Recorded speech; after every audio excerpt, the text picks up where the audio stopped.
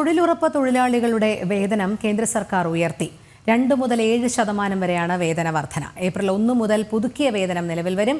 ഹരിയാനയിലാണ് ഏറ്റവും ഉയർന്ന തുകയായ 400 രൂപ നൽകുന്നത്. എസ് നന്ദഗോപൻ ചേരുന്നു. നന്ദൻ, ഈ തൊഴിലുറപ്പ് തൊഴിലാളികളുടെ വേതനം കേന്ദ്ര സർക്കാർ ഉയർത്തിയിട്ടുണ്ട്. എങ്ങനെയാണ് ആ നിരക്ക് വർധനവ് വരുന്നത്? രോഹിണി,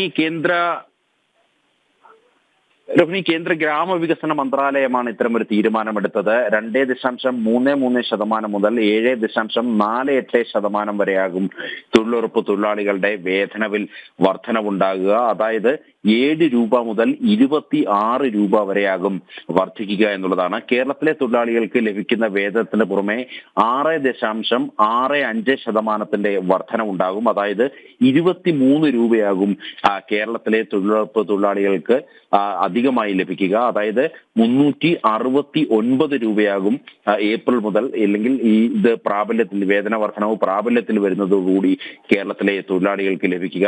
ഏപ്രിലാണ് ഇത് പ്രാബല്യത്തിൽ വരുന്നത്. ഏറ്റവും അധികം തുക, അതായത് ഏറ്റവും കൂടുതൽ തുക ലഭിക്കുന്നത് ഹരിയാനയ്ക്കായിരിക്കും. 374 രൂപ അവിടെ നിലവിൽ നൽകി വരുന്നു. ഈ വേതന വർധനവ് കൂടിയാകുമ്പോൾ അത് 400ലേക്ക് അടുക്കുന്നു. അങ്ങനെ രാജ്യത്ത് ഏറ്റവും കൂടുതൽ വേതന വർധനവ് തൊഴിലുറപ്പ് തൊഴിലാളികൾക്ക് നൽകുന്നത് ഹരിയാനയാകുമെന്നുള്ളതാണ്. അങ്ങനെ ഓരോ സംസ്ഥാനങ്ങൾക്ക് എത്ര ശതമാനം വീതമാണ് വർദ്ധിപ്പിച്ചത് എന്നുള്ള കാര്യം കൃത്യമായി തന്നെ അത് പബ്ലിഷ് ചെയ്തിട്ടുണ്ട്.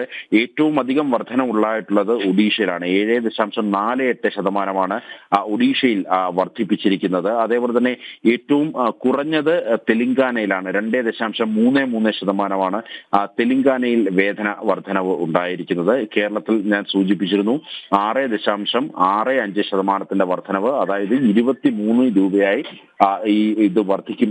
നിലവിൽ ലഭിക്കുന്ന വേതനത്തിന് പുറമെ 23 രൂപ കൂടി ലഭ്യമാകുമെന്നുള്ളതാണ് കേരളത്തിലെ തൊഴിലാളികളെ സംബന്ധിച്ചിടത്തോളം ആശ്വാസകരമായ വാർത്ത. ശരി, എസ് നന്ദഗോപനാണ് വിവരങ്ങൾ നൽകി.